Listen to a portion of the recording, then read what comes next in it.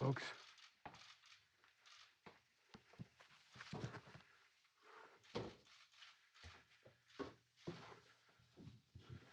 Hello, folks. How are you? Welcome. Welcome. Wish you're here in person. One of these days, we're going to be able to do that again.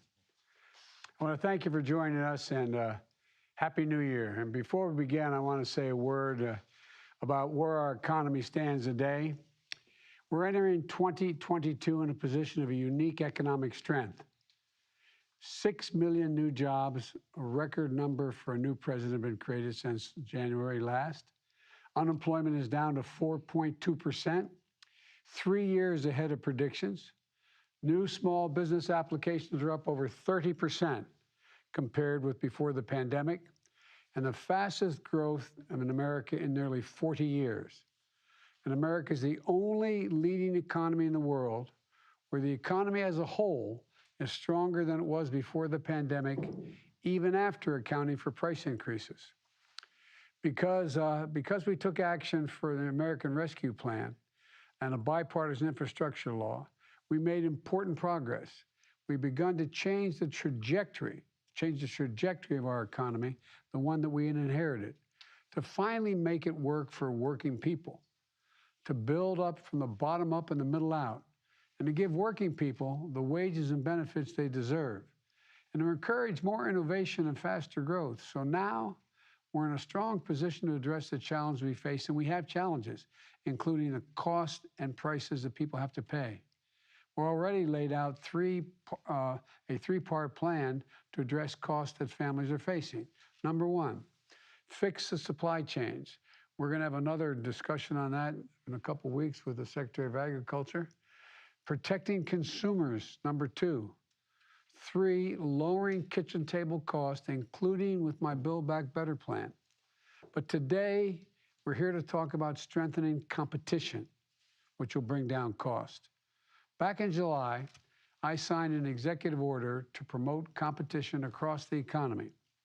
In too many industries, a handful of giant companies dominate the market.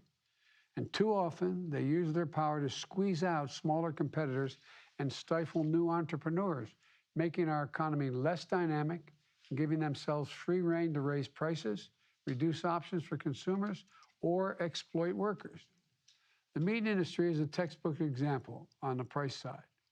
4 big corporations control more than half of the markets in beef, pork, and poultry.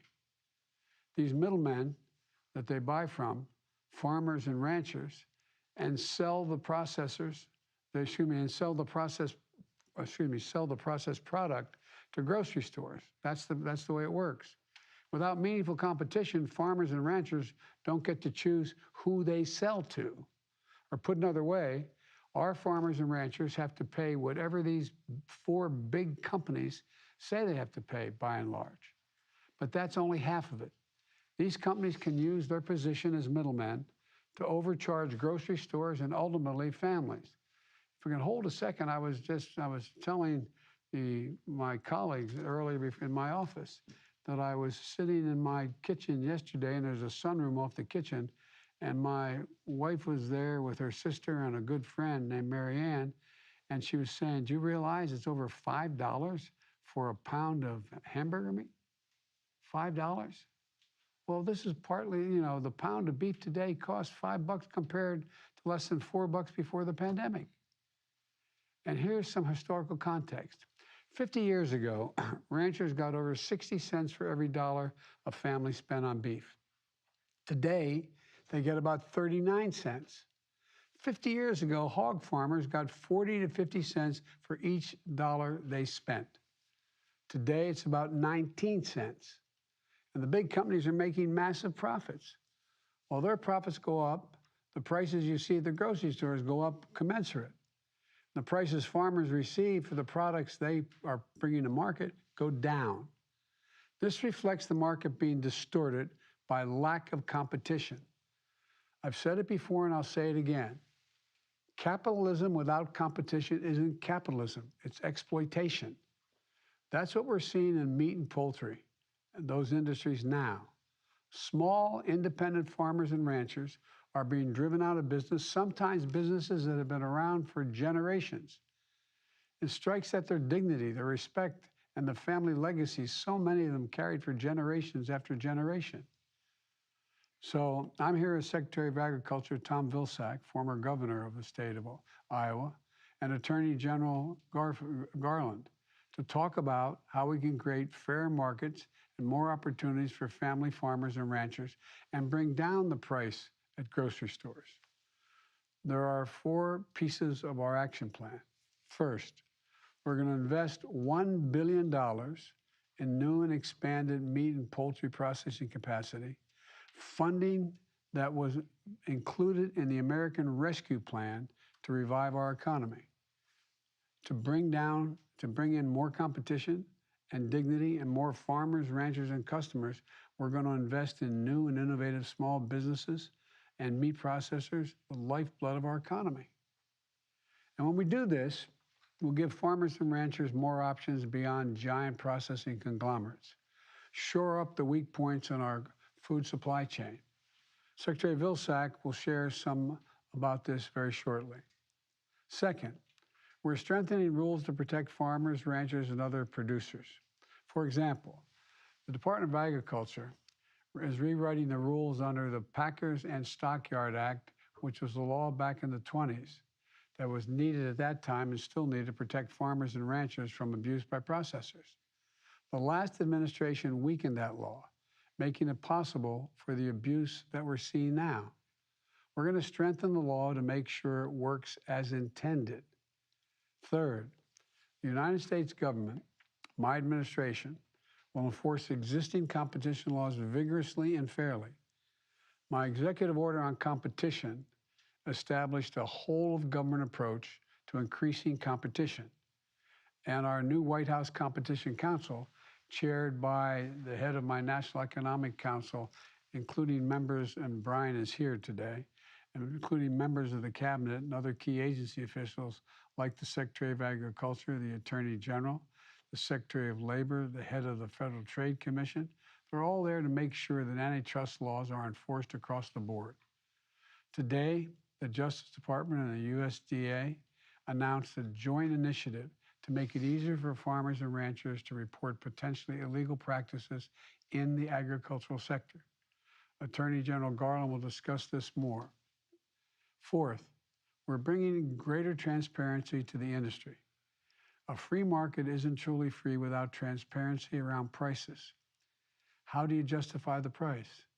And right now, that's largely disappeared in the cattle market transparency. Back in August, the Department of Agriculture took steps to address this, and we're going to keep pushing.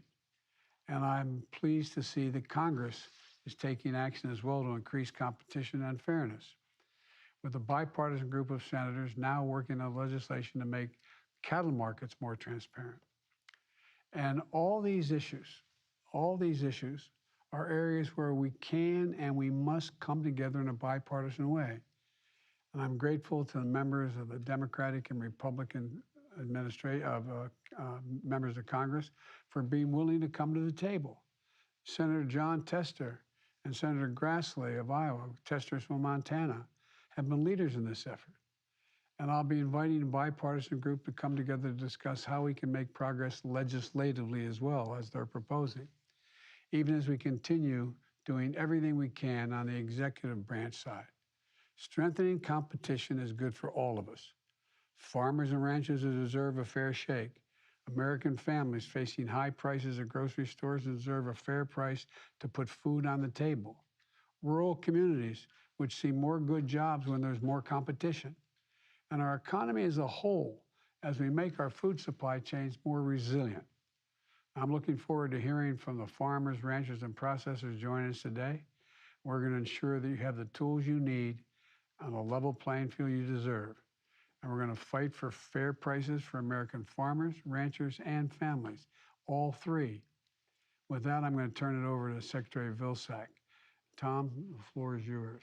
Mr. President, thank you very much. And certainly as I traveled around the country, I've heard sad stories of farmers and farm families who've had to leave this business because of a lack of competition. Your executive order on competition challenged us at USDA to take immediate action and to develop a set of tools to expand processing capacity, increase competition, improve farm income, and create good-paying jobs in rural America.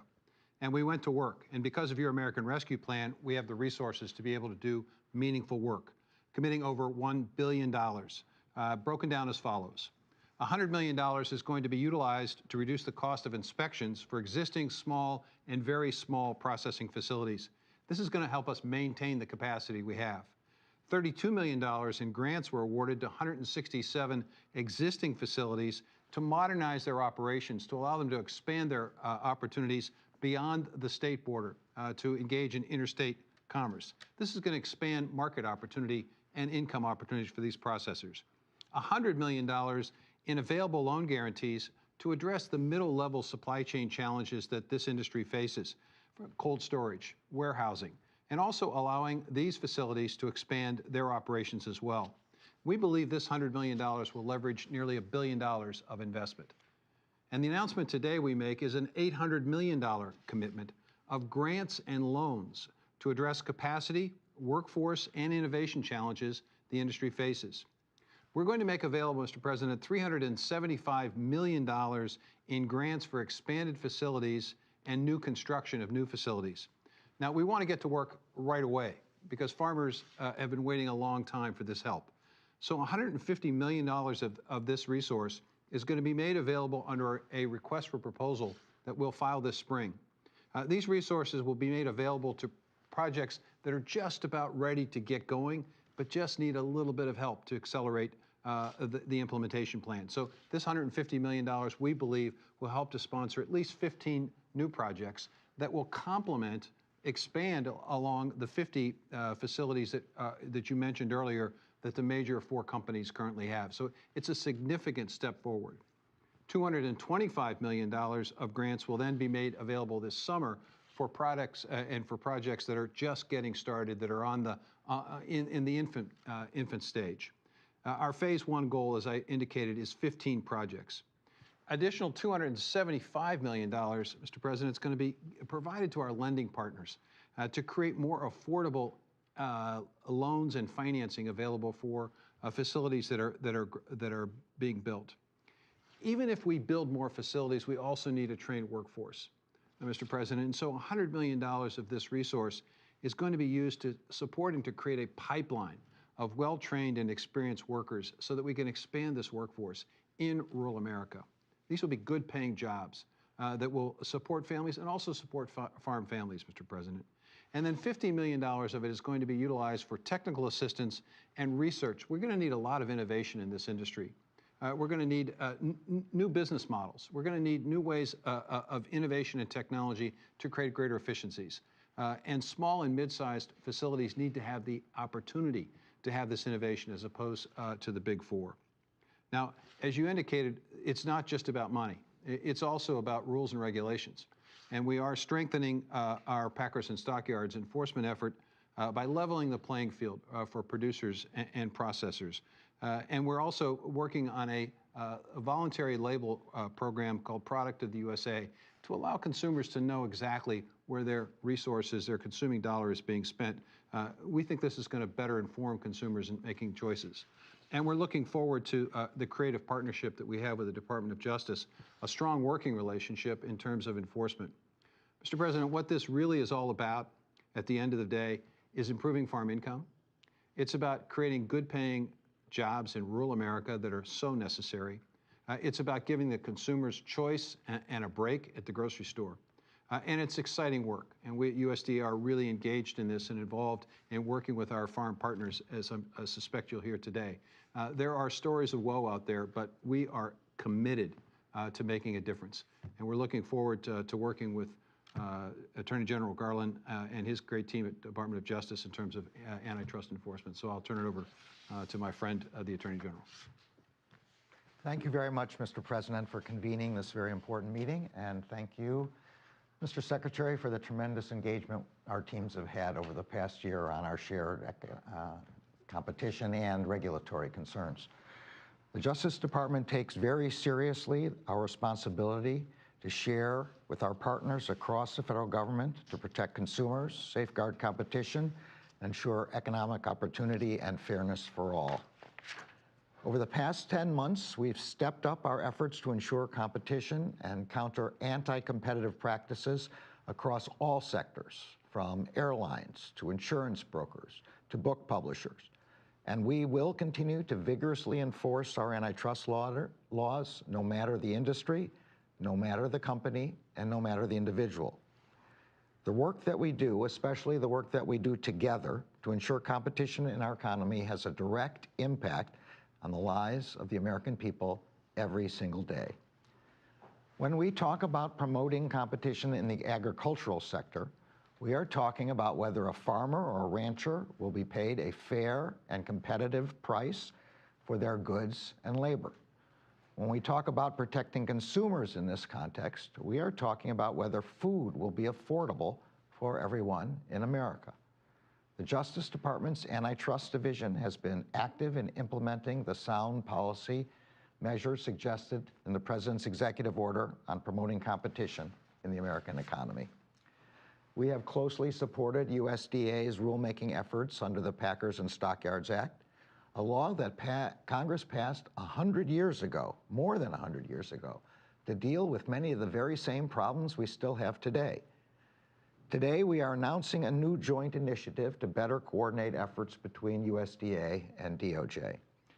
This will include the launch of a centralized, accessible portal, a one-stop shop, to report complaints of potential violations of our competition laws, including the Sherman and the Clayton Act, as well as the Packers and Stockyards Act. The joint channel that we are establishing will allow USDA and DOJ to collaborate early on how to appropriately address such complaints. Where complaints relate to antitrust violations, whistleblowers will be protected in many cases by the new employee and contractor anti-retaliation protections, which Congress passed in 2020. Let me say in closing that anti-competitive practices in agriculture, as in any industry, hurt the American people, producers, consumers, and workers alike, and they hurt the American economy. Too many industries have become too consolidated over time. Too many companies have pursued corporate conduct and more aggressive mergers that have made all of us vulnerable. Against this background, our antitrust efforts cannot and will not slow down. But it is a fact that our Antitrust Division has been underfunded for too long and has fewer staff today than it had in the 1970s. That is why we are urging Congress to allocate the resources we need to reinvigorate our enforcement efforts and ensure a competitive economy for all Americans. I look forward to our work together in the days ahead. Thank you very much. Thank you, Mr. Attorney General. And Mr. President, if you may, we're going to hear from the group that we have assembled here, which represents the enormous potential and diversity, geographic and otherwise, in this industry. And we're going to start here with Scott Blubaugh, who is the president of the Oklahoma Farmers Union and operates a cattle ranch in Oklahoma. And I just, Scott, open it to you and would be curious to hear how you approach the issue of the options for processing and what it would mean to you to have more options and how you think about that in the context of the action steps that we're trying to put forward today. Well, thank you. Thank you, Mr. President, for taking on this very critical issue for rural America. You know, this is on our minds of all of our farmers and ranchers throughout the country, and not since Teddy Roosevelt had we have a president that's willing to take on this big issue. So thank you very much for that. To answer your question, what will it do for me as a farmer and rancher and my membership here in Oklahoma and the American farmers and ranchers? is if we are able to be able to process our animals on a more local level, we can retain more of that retail food dollar at our farm gates, at our farms and ranches, in our family operations, and in our rural communities. For too long, we have seen the multinational meat packers suck out all of the wealth of rural America and put it in their corporate coffers, and in some cases, even overseas. So we're excited about being able to have local processing done by local people and then sell directly to the consumer. Whether we can sell to the grocery stores, the restaurants, or the consumers directly, all of these will enable our rural communities to be lifted out of poverty. And we have a great poverty problem in rural America. So we're excited about that. In Oklahoma, I will tell you, $10 million of the first round of the CARES COVID money was actually allocated through our Oklahoma Department of Agriculture to fund some projects just as you're speaking of. So we had 196 applicants apply for that $10 million of CARES money. 40 applicants were chosen and were able to be funded with that money. And out of that, we had 19 new mom and pop small processors either open up for business here in our state, or they were able to upgrade an old facility to meet the new safety and health standards and be able to market that across state lines. We also have had great success working with our tribal neighbors here in Oklahoma. As many of our tribal organizations, their governments have put new processing online or are in the process of it, processing both their cattle and their buffalo. And their excess capacity that these new plants has created has also given our independent farmers and ranchers in the community an opportunity to get their cattle processed and marketed. So we're very, very pleased with that and look forward to everything I heard here today. Hey, Brian. Yes, please. Mr. President, what Scott said at the beginning was that this was a critical issue for rural America. And I think it's critical from two perspectives that he raised. One, the notion of keeping the dollars in the rural communities where the dollars are being and the wealth is being generated. For far too long, we've had an extraction economy in rural America where these guys work 24/7, 365 days a year, raising these cattle, and then they transport them hundreds of miles away, and the profits basically go thousands of miles away. What Scott's talking about is retaining those profits in the small towns. That's going to create opportunities for farmers to be able to better afford that machinery. That's going to keep the implement dealer in business. They're going to be able to support that Main Street business. That's going to keep those retail stores in business. And it also going to create jobs. And I think it's really important to emphasize it's not just farmers who are going to benefit from this. It's also rural folks looking for a decent job. And if we do this right, with workforce training, with assistance, we can have good paying jobs to complement what's happening on the farm. So this is an incredible thing. Just so you understand how dire this is, Mr. President, and I'll finish with this. I was in Council Bluffs, Iowa, talking to a farmer this summer. And he came up to me and he said, Mr. Secretary, thank you so much for doing this. He said, I just sold a load of cattle. And he said, this is what irritates me about this whole system. I lost $150 a head. $150 a head I lost on this cattle. But I know the processor that purchased those cattle is going to make $1,800 a head. And he looked at me and he said, Mr. Secretary, how is that fair? It's not. I have a question, Scott. When you talk about, you said be able to go locally. How far do you have to go before these smaller operations opened up to sell your cattle? I mean, the average farmer, cattleman in Iowa or in Oklahoma or wherever, how far do they have to take their cattle to actually sell them? Well, if we sell the cattle to the big four processors, then it's several hundred miles, and it's a little bit misleading that we have four of these very large companies, processors, but they're located more regionally. So in many cases, there's only one option to sell to, and so it's a take it or leave it price that you're offered. So when we tried to go around that system and not give our cattle away to these multinational companies, but if we can process them on a local level and then sell directly to consumers, it's just a win-win for everybody. It's a win for the consumer. They get more choices. In my opinion, they get a better product.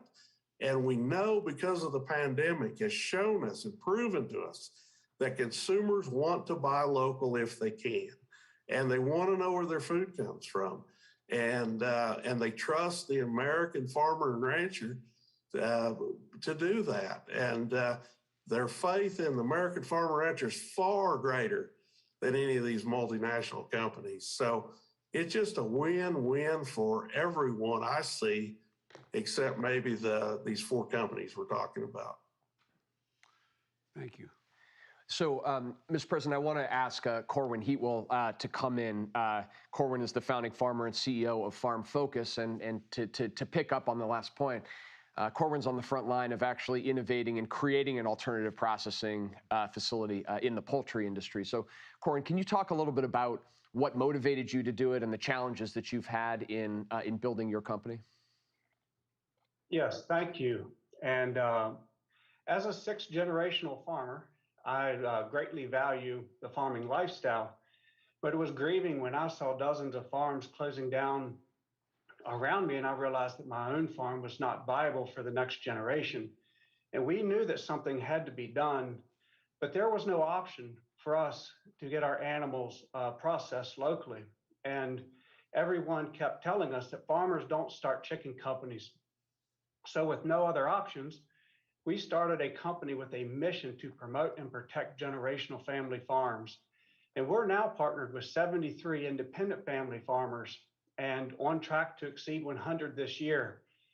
And we're also providing poultry products for around 1 million consumers.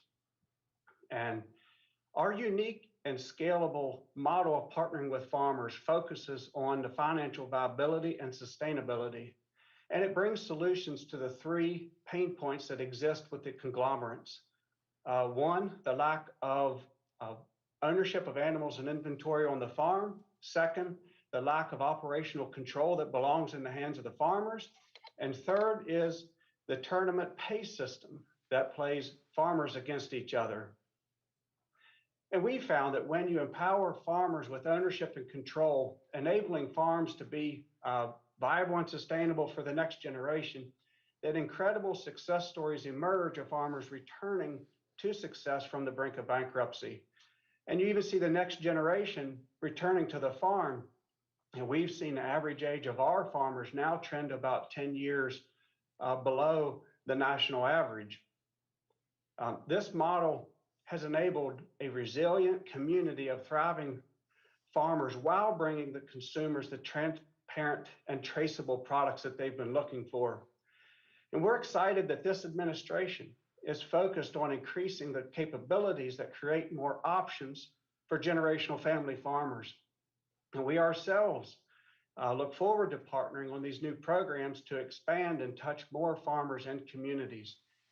We believe that together we will continue to level the playing field for farmers and ranchers while establishing a more resilient supply network. So we thank you for your diligence in helping preserve the legacy of the American farmer.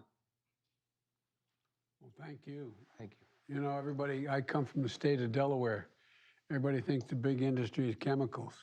It's chickens.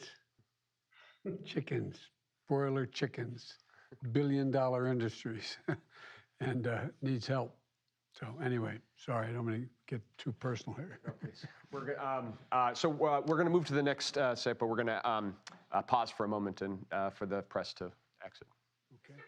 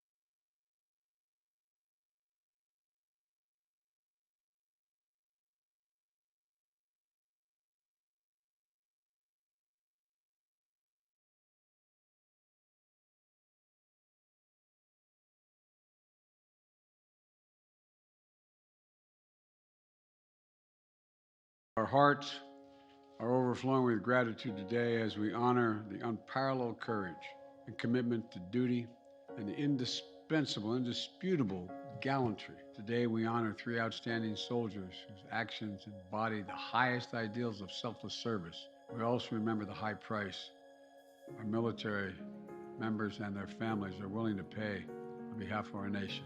We remember the strength and the sacrifices of these military families, caregivers, and survivors. And we remember and renew our sacred obligation to those who serve this nation in uniform. And now it's my great honor to ask for the citations to be read and award the Medal of Honor.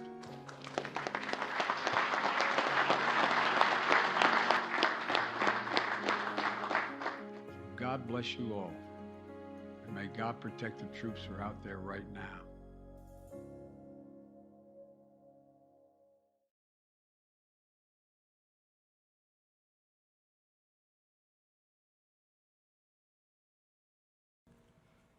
Distinguished guests, ladies and gentlemen, please join me as we mark this very special occasion in a word of prayer.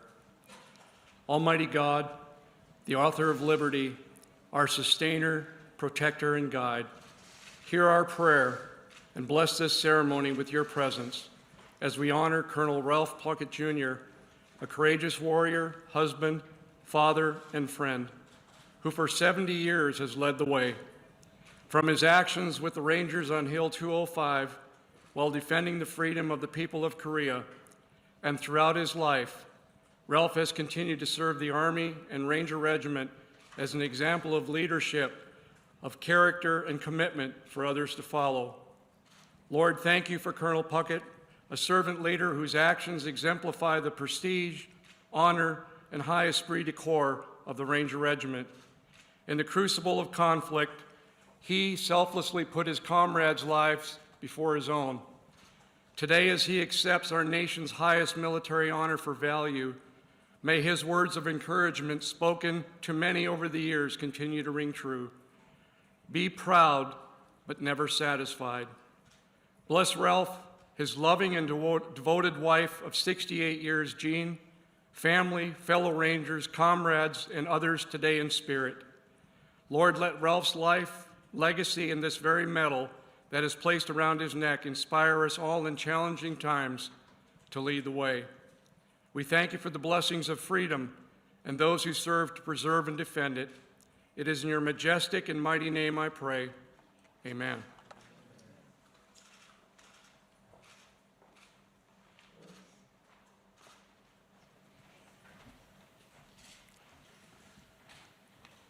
Good afternoon, everyone, and welcome to the White House.